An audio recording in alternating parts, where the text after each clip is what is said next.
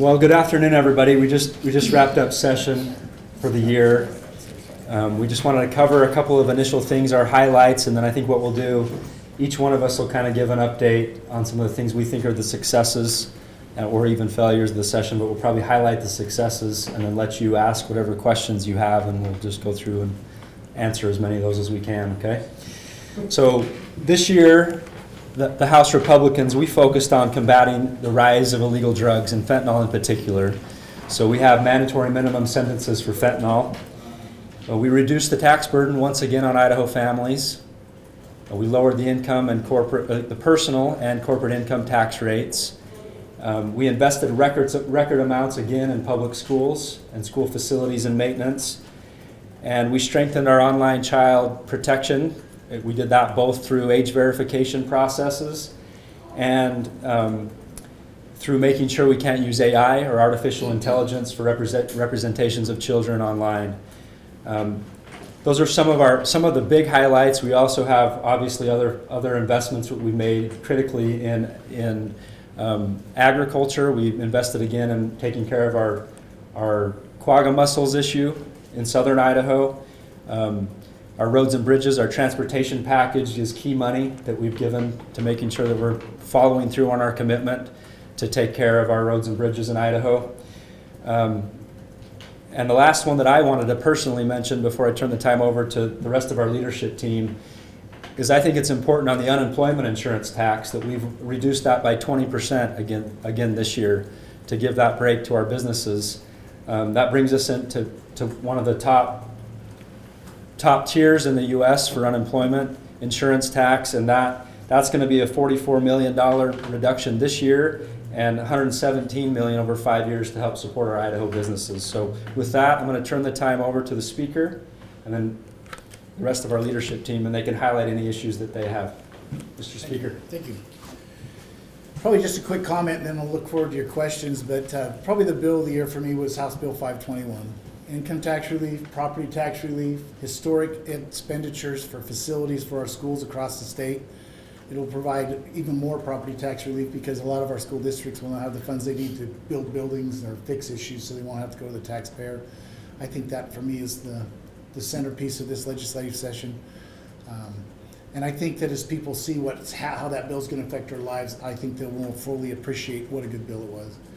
It was a good session. And like I said, I'll probably wait to hear what you want me to speak about because I know your questions are probably where you want to go for your articles. But we did have a good year. We're very blessed. We have a good group of House members.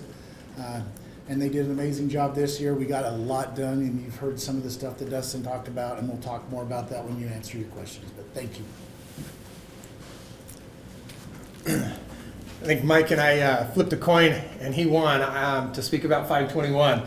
I think we all want to talk about 521. That was a continuation, really, of work that we have been doing in this legislature for a while. I did a little bit of checking back then. Since 2019, that's not a long time ago, tax reduction has been over $3.6 billion. That's what we've done in the last 5 years, if you want to look at that. And we continued that process. At the same time that we're reducing taxes, we're also having record investment in education and record investment in transportation.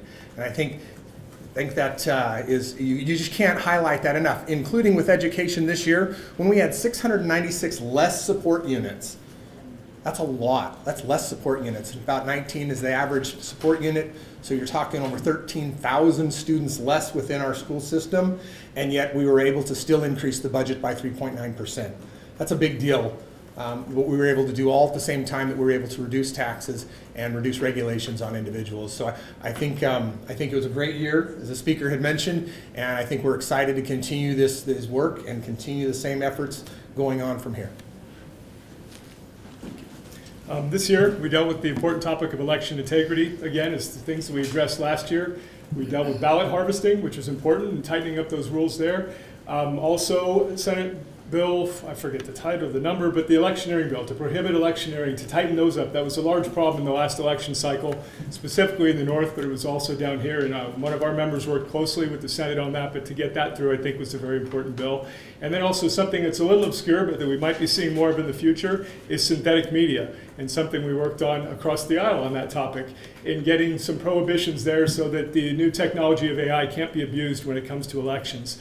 And then another important piece of legislation was just our statement to the federal government dealing with immigration, recognizing the need we have in our economy for some of those workers to come in, but also that we need to uphold the laws that we have and possibly strengthen those laws as well going forward, so that we have a set rule and order that we follow here in doing that. Mr. Speaker. Questions? I'll start. 398. As you know, the transmittal letter, Governor had some concerns. I heard there was an RS that was talked about. Maybe walk me through efforts to address the governor's concerns. You saw that today. That's why you saw some of the holdup on the House floors. We were trying to see if there was a path forward with the governor and the Senate. As we got toward the end, the Senate made it clear that there wasn't a path forward right now on that bill. Hopefully we can make things work till we can get here next year and fix it. There's not a total agreement between everybody, so when you have that kind of a dynamic where there's not an agreement and you're in the last day of the session, it's hard to get anything done. I'm sure there'll be more discussions though, and there's a couple of drafts floating around that try to fix the issue. But like I said, there wasn't an agreement or a path forward, so we finally just decided to sign it back. Do you anticipate having to come back for a special session to pay those bills? I don't know yet, because I think that there's still not unanimity on what we need to do or how bad the problem is, or if there even is a problem. That's what happens sometimes when you have a bill this late in the session and go through that process. So I think you got to wait to see if there really is a problem, if there's not a path forward for the executive branch to take care of it without a bill. And we'll know more as time goes forward. But there were a lot of discussions yesterday and today. I'm trying to find that path, and there just wasn't a resolution yet. But sometimes the heat gets turned up when things like this happen, so we'll see what happens. Is there any legislation that you and the leadership team are specifically concerned about or worried about?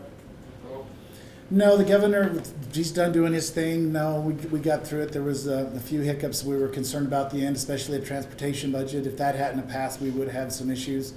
And we sure didn't want to lose that historic investment in roads throughout the state. And so he let that become law without his signature. And I think that was probably one of the biggest concerns that some of us had, but it became law, so that was eased when it became law. I know he didn't sign it, but at least it's a law of the land and that money can go out. Yeah. Going off of the ITD campus issue, now that you guys have passed the budget that revokes the sale, what's the plan for that space? When will we know who is going to occupy the building? Well, if you remember, that bill talks about ITD coming back to that building, and the budget also had $32 million to renovate the one building. Some of the buildings don't need renovated, and if you go out there, there's still a lot of state employees working there today, and they'll continue to stay there. But the money's there now to renovate that building, so that will get done, and then I would assume ITD will come back. ITD's biggest concern was they want to be in one place; they don't want spread out. There was the space that's still not ready for them on the campus up on Chinden. Will still be fixed, I assume, because the money's still there to finish that renovation. And remember, we've got state employees that we lease ground throughout the city that can now go up there and have a place with the state instead of leasing facilities from private individuals. Can now put those state employees up there. So that space will be used too. It needed to be done either way. Thank you. Yeah. So sort of relatedly, twice this session, lawmakers intervened to prevent a transaction that another branch of government was proceeding with the ITD campus and then also on the University of Phoenix. Do you have concerns that this might affect people in the future, whether they want to do business with the state? No, it's like any other transaction. Remember, only one party had signed that contract on ITD anyways. The Phoenix thing was a different issue. I think the Phoenix issue was because I think that when you do something that big, you need to bring the legislature in. That was kind of done in a vacuum behind closed doors. And when you do that, you sometimes get yourself in trouble. So no, I don't think so. I just think that those two examples were ones that needed fixed, and the legislature decided that they'd rather go a different direction. And I think it's also an example in the future. If you want to get something done like that, you need to bring the legislative body in also. Yeah. I need to go over here. Go ahead. Gotcha. Any comment on the bill declaring two biological sexes, or the bill that says public employees, including teachers, could or don't have to refer to students by their pronouns? No, I think that those are just common sense bills. I think that they're supported by the public overwhelmingly. I think that we just want to make it clear, male, female, and make it clear that pronouns, if you want to have them, fine, but you don't have to force people to use them. I think they're just good clarifications. Some of the examples I heard where our police were pulling people over in some of the situations there with the pronouns didn't go so well. So I think that they're good clarifications and will actually help protect state employees. Mr. Speaker, at a press conference like this at the beginning of session, you were one of the more vocal critics of launch. How do you feel about the slight changes that have been made to the program? I'm still not a fan of launch, as you're well aware of. I think the changes help. I think there's more to go. I think now that the program's going to proceed, that you'll probably see more adjustments next year as we see how the program works. I still would like to see that money being spent and controlled by elected officials and not 36 people who aren't elected. But sometimes you don't get your way, and we did get some restrictions as we tried to pull it back and make it do what we were originally told it would do, and I assume there'll be more adjustments next year. Thank you. Yeah. Mr. Speaker, you're not a member of JPAC, but I think you have an interest in the budget process, and so I wanted to ask your assessment. This is the first year of a lot of new budget procedures in JFAC.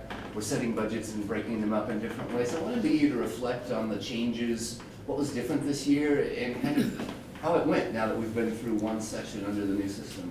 You know, change is sometimes difficult, right? It's uncomfortable. And you saw that at the start of the session as you saw the dynamic with the House and the Senate leadership and the JFAC and what happened there. But I think that where we ended up is positive for the state of Idaho. I hear a lot of compliments that we got the baseline out of the way and then we had more discussion on the add-ons. I think it's more transparent. But again, it's a new process. I assume you'll see a few more adjustments next year as we try to make it more user-friendly. But I think overall, it's good for the state of Idaho and the taxpayers. And I think that those people that were involved with it now support it more than they did before. We had a little hiccup, but even some of our legislators that were scared of it at the front have mentioned how much better process it is. And you're having more meetings on the budgets, and there's more input on the budget. And they're coming out with better budgets. And they understand the budgets when they present them on the floor better because they've had more time to work through them. So I think overall it's a great improvement. Will there be a little adjustments? Yes. Are there hiccups when you start something new? Absolutely. But I think overall it will benefit the state immensely over time. Thank you. And remember this year, our budgets are only up, 1.7%? Big changes from what's happened in the past. Last year was over 12, if I remember right on the green sheet. So no, it showed that it works better when they have that opportunity to delve into those budgets better. No, go ahead. I don't care. There was a lot of discussion this year and last year about the kind of big centerpiece budgets that have passed this year. It was 521, obviously. Do you have a comment on, I think especially in the Senate, there was a lot of frustration expressed about it, although they still didn't pass it. But do you just have a response to that kind of general frustration? Listen, sometimes when you do big things like that bill did have a lot of tax stuff in it, income, sales, property. It had a lot of stuff in it. And sometimes when you have big bills like that, there's always one little thing to complain about. But overall, the bill was a lot better and had a lot more good than negative. And I think that's why you saw it pass overwhelmingly.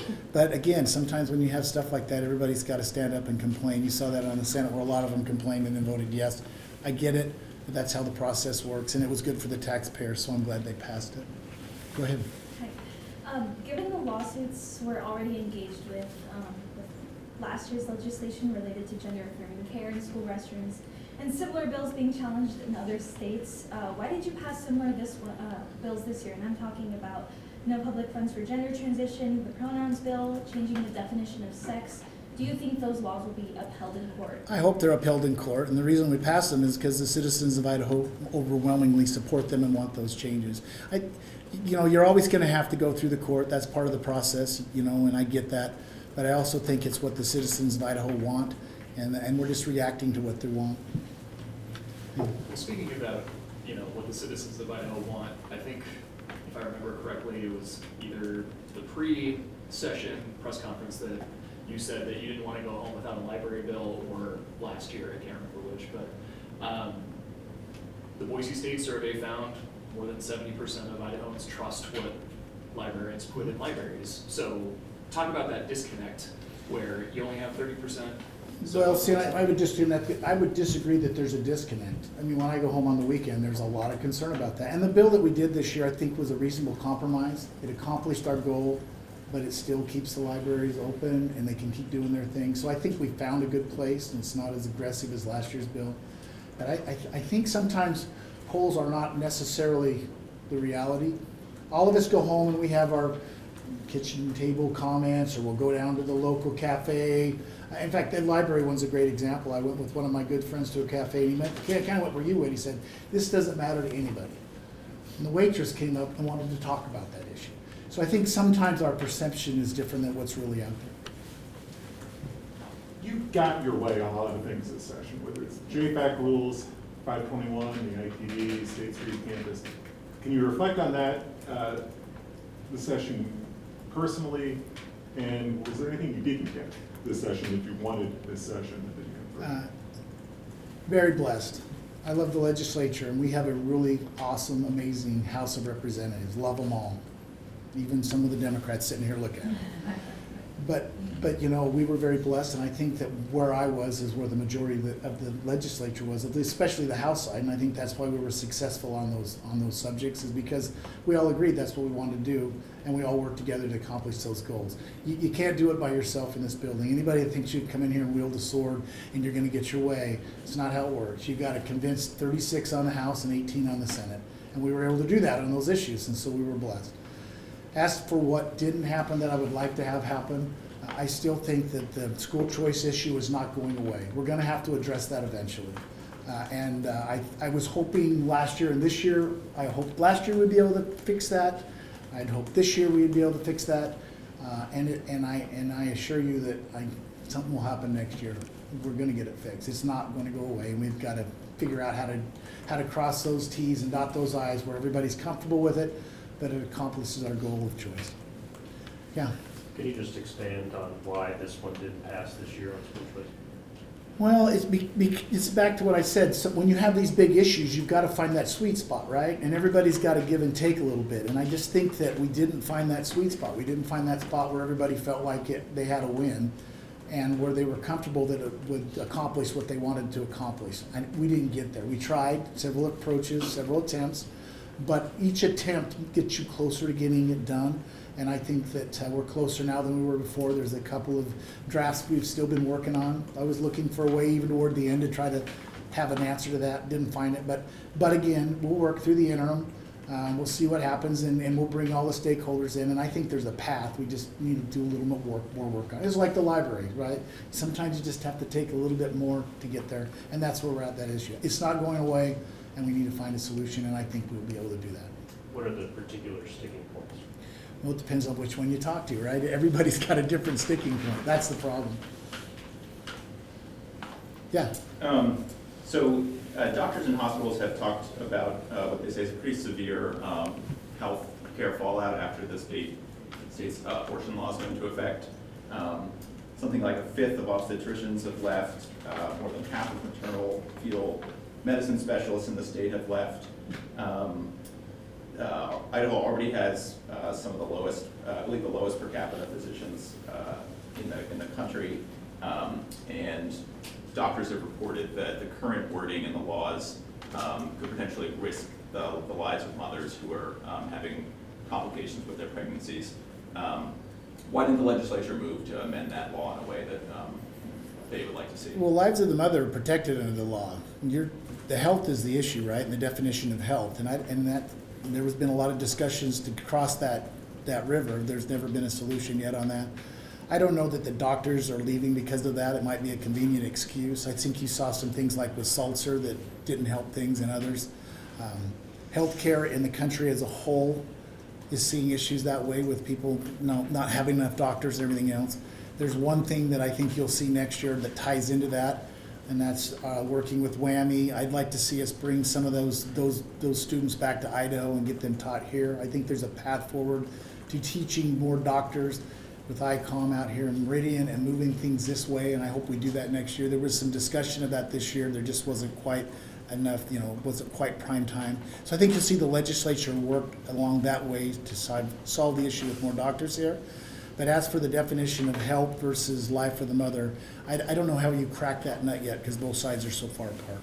And do you think, I think the public policy survey that you mentioned, I believe it was more than half of Idahoans think that the law should be. Yeah, I don't know the numbers on that. That was brought up to them.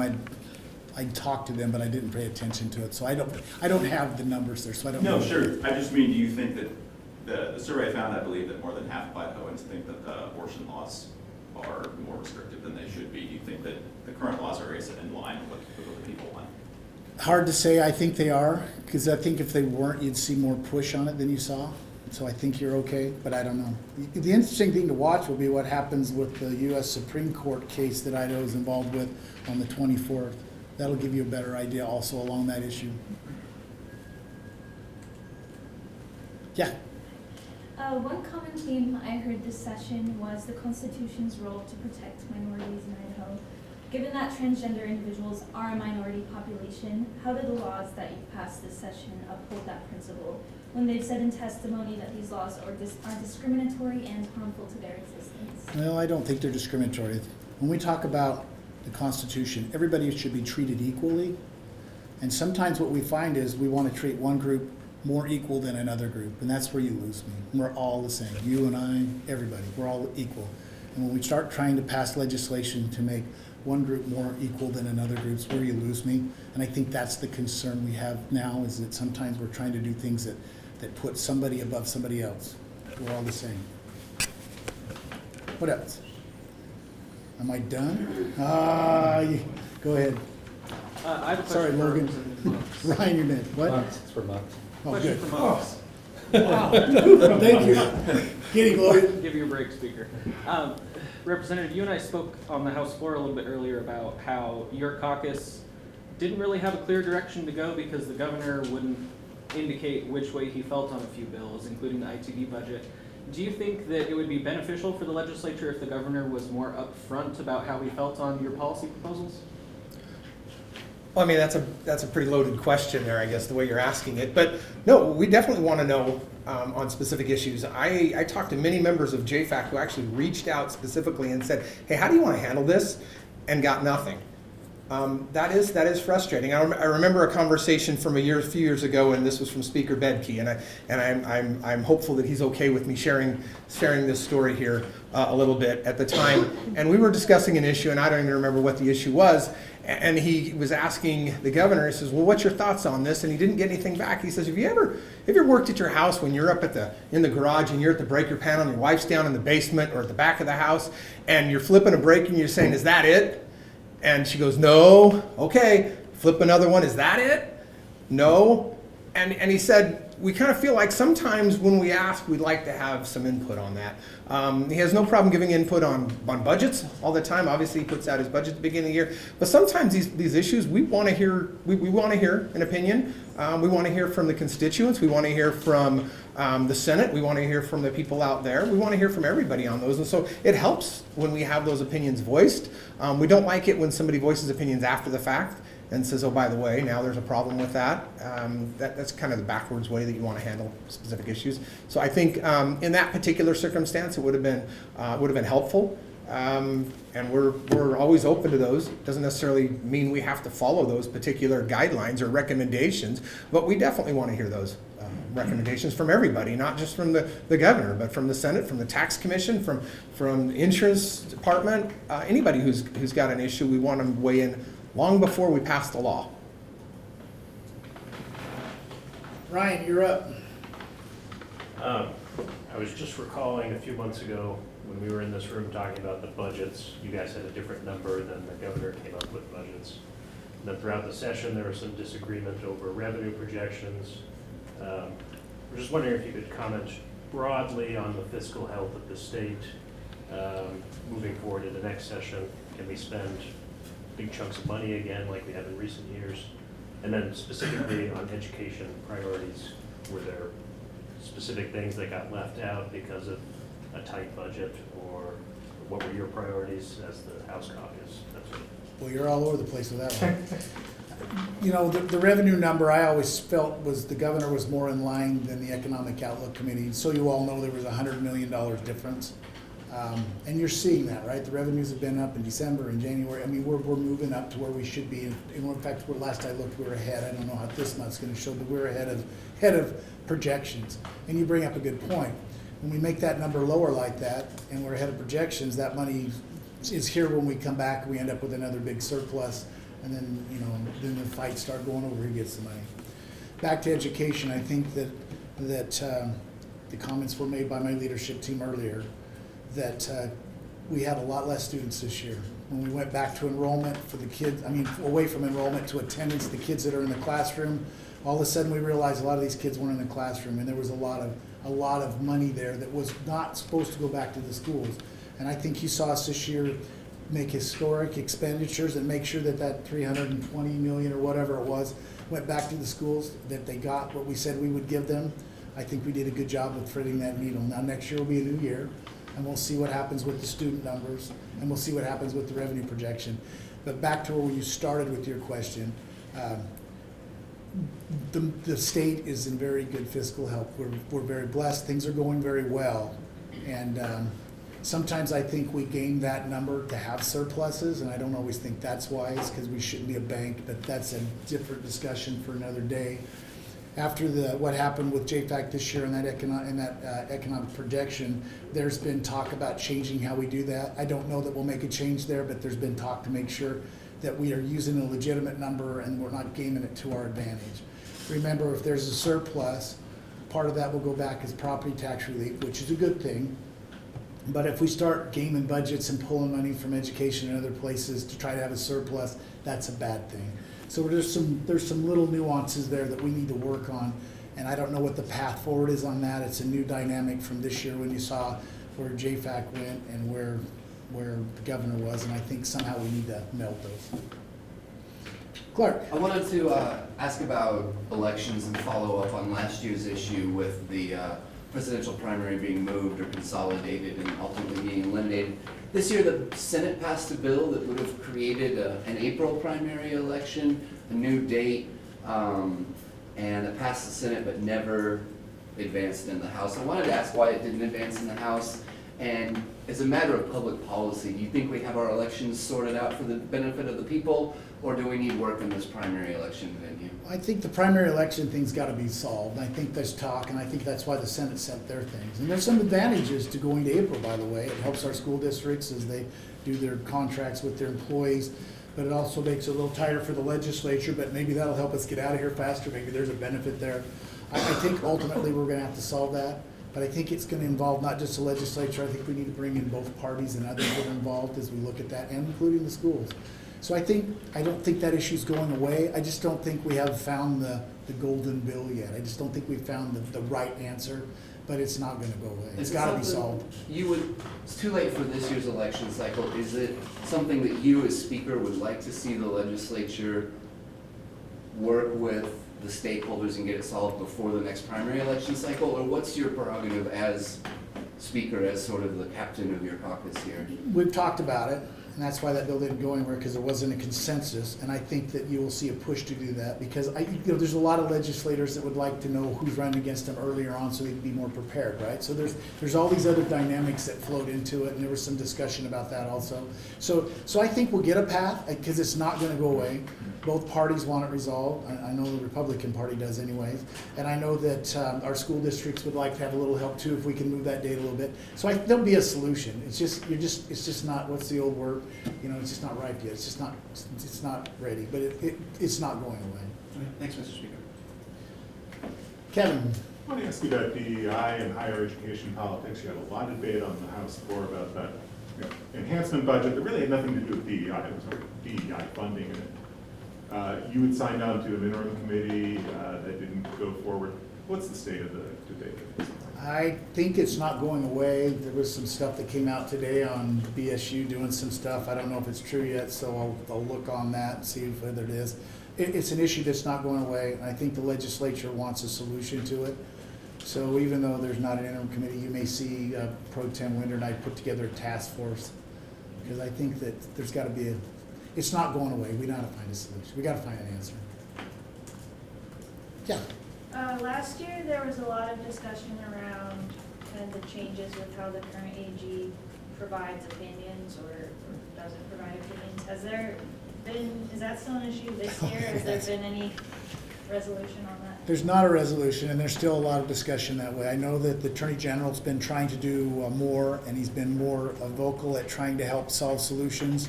But I do know there's still quite a few legislators that feel like they would like to have something faster and in writing. So while it's kind of calmed down and tampered down, it has not been resolved, I don't think, in the eyes of many. I do know that AG Labrador is trying to find a solution there too, and has been good to work with as he's tried to do that, and a lot better this year. So I don't think that issue's going away, but again, it's one of those issues that's still morphing. Yeah. How's Luma working? I haven't heard from you. Luma in a while. It's not working. In fact, we had a meeting, you don't know this, but I've tried to have a meeting every week with the controllers. We tried to find a path forward. There's some issues there.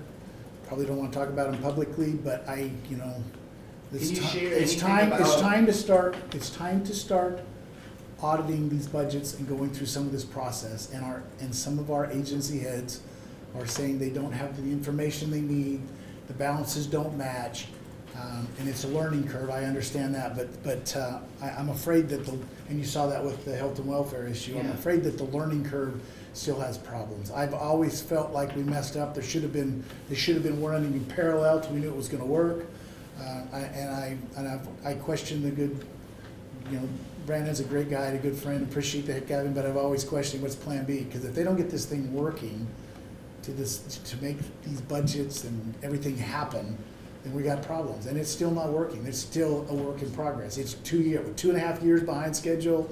They've taken a lot of our state employees and threw a lot of resources at this. We got $21 million investment in a program that still is not doing what it should do. And so hopefully it's getting closer. There's been progress in those meetings. I'll give Brandon that, but there's still some big holes. I appreciate you said that there's some things that maybe you can't or don't want to talk about publicly, but I think we are, 3/4 of the way into the fiscal year. That's the problem. The state treasurer has raised some red flags. Do you have confidence that when we come to the end of the fiscal year and we're reconciling everything, that there aren't going to be surprises there, that there aren't going to be major problems there? Do I have confidence? No. That's why I have the meetings every week, and that's why you saw me start issuing and saying I have concerns, because I have had concerns. Yeah. I mean, the original excuse was our state employees aren't competent enough to run this, basically, which is a bunch of garbage. We have some of the best state employees in the nation and in the state. They're great people. They're not stupid. The system is not broken because they can't figure out how to work it. It's broken because it's not working. Now, I know they're trying to adjust it, and hopefully they'll get those bugs out, but we've only got a couple more months left, and you'll know then. And I hope you stay on it. I'll continue to bug you about it. Yeah, I hope you do. And it's been interesting to watch, because a lot of the interesting part for me on this subject is I made some comment in Legislative Council, and all of a sudden I've got myself in this pickle. But I am always surprised at the number of state employees and agencies heads that when nobody's looking will say, Mike, they know there's an issue, but everybody's afraid to stand up in front of you guys and say, hey, this is what's going wrong. I thought you knew what you were doing at Ledge Council. I thought that was clear at the time. Well, tried. But it's got to be fixed, and it's not fixed. And I know Brandon's doing his best to fix it. He's got a couple months left. If it's not fixed the next couple months, there's no Plan B, and I don't know how you get from there. The biggest concern I have is when the balances don't match. Right. And that should scare all of us. When the balances don't match, why? And that's scary stuff. These are taxpayer dollars. We're all accountable for those. We want to make sure they're spent the way we want them spent correctly, and that there's no fraud or nefarious things going on. And right now, there's not that confidence in Luma, and there's a lot of concerns. Thank you for that. Ryan? By our count, I think there were 7 or 8 trailers to 521. Can you just shed some light on how you got from 8 trailers to 1 and what those negotiations were like? Well, the original bill had the language for our charter schools. We wanted to make sure that our charter schools had their facility funding too. And when we did what we did last year with 292 and started sending general fund monies to lower property tax and pay bond payments for schools, the amount of money that the charter schools got went down. The problem is, if you remember at the start of the session, we rewrote all the charter school statutes. I mean, that bill was huge. And when we did that, we messed up all the titles. And so the title didn't work in 521, so it wasn't in there. So that was one of the big issues, was how do we resolve that? The other issue and a concern was the 4 and the 5 day week. In our current statute, our school children are required to spend so many hours in the classroom. By the way, it's one of the lowest in the nation at time that we require our kids in classrooms, which I think is a concern, different issue. So when we passed that bill, they gave the Board of Education the ability to go back and look at proposals on 4 and 5 day weeks. There was a lot of concern from some of our friends that it was going to unwind 4 day school weeks. Some schools are doing an amazing job with 4 day school weeks. Some of them are making the hour requirements. There's not a problem there. Some maybe aren't. And so by going back with that trailer bill and tying it to days or hours, which is in the statute, and putting it out a year to give the schools time to make sure they were educating those kids for the required time in the classroom, that was one of the concerns that we wanted to address, and we did in that trailer bill. Another part of that trailer bill dealt with just some things the Senate wanted, like confirmation ability and some concerns on the wording on schools that were online teaching and calling enrollment stuff, but easy stuff that was fixed. So. And what didn't end up in the final version was the cap on West Ada and lifting the smaller districts up. Why wasn't that in the final version? Because remember, West Ada right now gets 200 less than everybody else anyways, because they're a bigger district. And we didn't want to get into a position where we were picking winners and losers. We wanted it based on how many kids are in those schools. And when you have a school district like West Ada, that's the biggest school district in the state, we didn't want to punish them. And so that was not in the final bill. We kept everybody based on their average daily attendance. Now remember, because West Ada is a bigger school district, what we pay for that average daily attendance is lower, about $200 per student, and it shifted more money in. So, but Well, it's important to note that many of the drafts that I saw, it didn't just take it from West Ada. It took it from half a dozen or more of the larger school districts throughout the state. And it was basically taking money from one set of kids and doubling up another. I'm a fairness guy. I like it fair. And that means we give the money based on average daily attendance. That's a fair way of doing it. Any other way than that, I think you're picking winners and losers. And that's one of the reasons why we're not going to go that direction. We want to make sure it's fair across the state. Sorry, Mr. Speaker, I had to speak up on that. No, you're good. I'm good. I didn't know how rough to get. You did good. Okay. Yep, just one more follow-up. I think one of the primary criticisms of the bill was for one of the smaller districts that needs a new elementary school, they're going to get $2 million from the bill and are about $28 million short to build an elementary school. So it doesn't really solve the facilities issue for them. What do you recommend that they do? Well, I'd like to know what their plans are on their school. Remember, this part of the bill too, though, does put the committee together to look at standardizing the school buildings. And I think that's a big deal. If you've seen some of the schools that are being built today, I ask myself, why in the heck are we building the Taj Mahal for school, right? We don't need, 50-foot ceilings and open spaces and couches and lounges in the lunchroom. And so hopefully that part of the bill will help alleviate some of that, where we can contain some of the costs, so they don't have to spend a bunch of money on an architect that wants to build the Taj Mahal. We can build a school building that addresses the needs of the students without going overboard. And remember, you just mentioned that the school district needed more money for an elementary school. West Ada needed $500 million, what they're asking for a bond just recently. They didn't get $500 million, so we're going to take more from them to give to somebody else. That just doesn't make a lot of sense. And so this bill was not designed to build every school that needed to be built. It was a way to infuse more money into the system and to provide more funding. And I just always find it interesting when we provide $1 billion more into education. Now all of a sudden we're complaining that, well, that didn't do it. I don't know what else to do. $1 billion more just in for facility funding on top of what else was going in from 292, which is over $200 million there. Many of that dollars can also be used for facilities in that, as well as paying down the property tax. Yeah, there's a lot of good stuff there. Yeah. Just to follow on to that, you talked about kind of picking winners and losers. Some of the lawmakers from Boise argued that the limit on the charter districts kind of singled out Boise School District because it's the only one that would realistically be affected. And they said that, yes, they can raise taxes, but there's a limit on how much they can do without making people mad. So can you just speak to that? Do you know do you understand the history of Boise and the charter? There's 3 charters: Boise, Lewiston, and Emmett. Boise's the only one that's collecting it. In 2006, when Governor Risch did House Bill 1 and we changed it away from the 3 mills based on value, Boise got to keep that.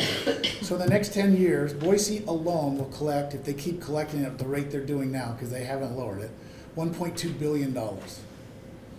Now, I've always felt like the charter school thing was a red herring. If we're going to send you money, you ought to be the same as the rest of us. But down to the law, they get to tax their citizens at a higher rate, and they have not been willing to lower that rate. And so why benefit them more when they're already getting 1.2 billion when we're giving the whole state $1 billion? So no sympathy there. The charter school thing needs fixed in my opinion, but that's not something Mike Moyle's working on, but I hope somebody someday fixes that because it just doesn't make sense to me. They want to be able to get the money from the state, but they want to be able to play under their own rules, and I have a problem with that. Yeah. There was a bipartisan effort by some lawmakers to protect in vitro fertilization. Why didn't that? It's already protected. And you don't think it's? It's already protected. It's in the law. Done.